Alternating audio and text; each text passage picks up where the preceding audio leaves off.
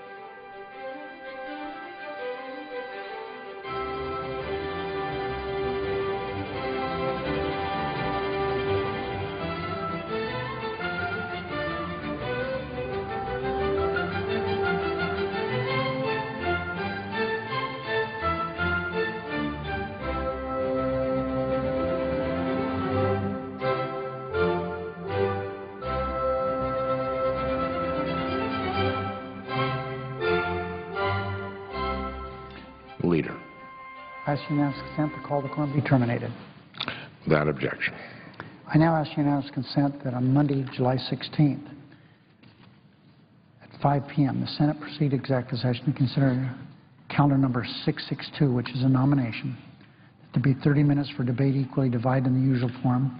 Upon the use, excuse me, or yielding back of that time, the Senate proceed to vote with no intervening action or debate on the nomination.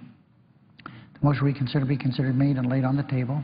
There be no intervening action or debate, that no further motions be in order. Any related statements be printed in the record. The President Obama be immediately notified of the Senate's action, and the Senate then resume legislative session. Without objection. Senate, Mr. President, is currently on the motion to proceed to S-3369. I believe I'm correct. Is that right? The Leader is correct. That being the case, I have a cloture petition at the desk on the motion to proceed to that matter. The clerk will report the motion. Cloture motion. We, the undersigned senators, in accordance with the provisions of Rule 22 of the Standing Rules of the Senate, hereby move to bring to a close the debate on the motion to proceed to calendar number 446, S-3369, a bill to amend the Federal Election Campaign Act of 1971 to provide for further disclosure requirements for corporations, labor organizations, super PACs, and other entities, and for other purposes. Signed by 18 senators as follows. Mr. President, I'd ask unanimous consent that reading the names not be necessary. Without objection. President, I ask unanimous consent that the mandatory quorum required under our Rule 22 be waived, and that on Monday, July 16th, following the vote on the McNulty nomination and the resumption of the legislative session, there be up to 10 minutes of debate equally divided between the two leaders or the designees prior to the cloture vote on the motion to proceed 2S 3369. Without objection. I ask unanimous consent, Mr. President, that we now proceed to pre-morning business. Senators be allowed to speak for up to 10 minutes each. Without objection. I ask consent to this. We now proceed to count number 448. The clerk will report. Counter number 448, H.R. 3902, an act to amend the District of Columbia Home Rule Act to revise the timing of special elections for local office in the District of Columbia.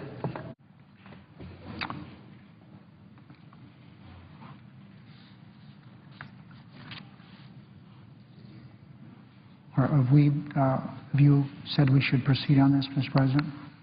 Without objection, we'll proceed to the measure. I ask unanimous consent the bill be read a third time. Senate proceed to passage of this bill.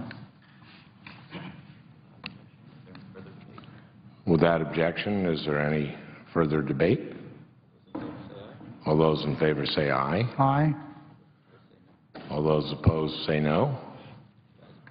The ayes appear to have it. The ayes do have it. I ask unanimous consent the motion reconsider be laid on the table. There be no Vote is other passed. action or debate. Any statements related to this matter be put in the record as if read. Without objection.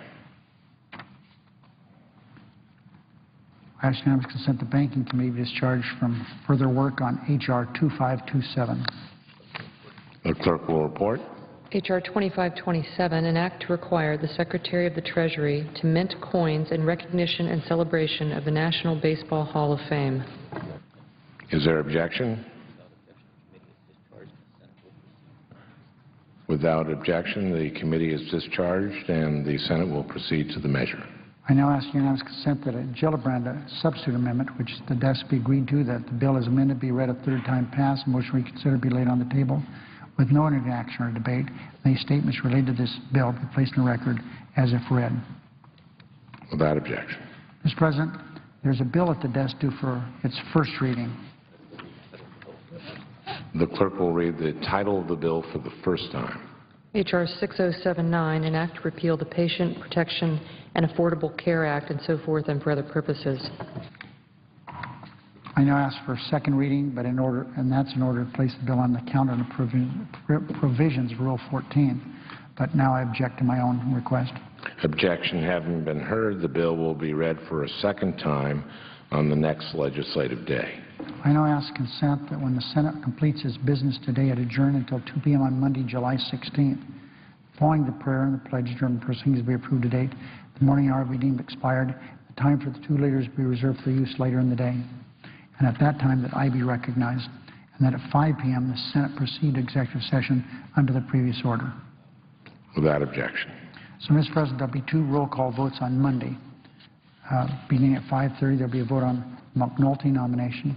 Following that vote, there will be 10 minutes of debate, and then we'll vote on cloture on S3369, which is the Disclose Act. Mr. President, there's no further business come before the Senate. I ask that it adjourn under the previous order. The Senate stands adjourned until 2 p.m. Monday, July 16th.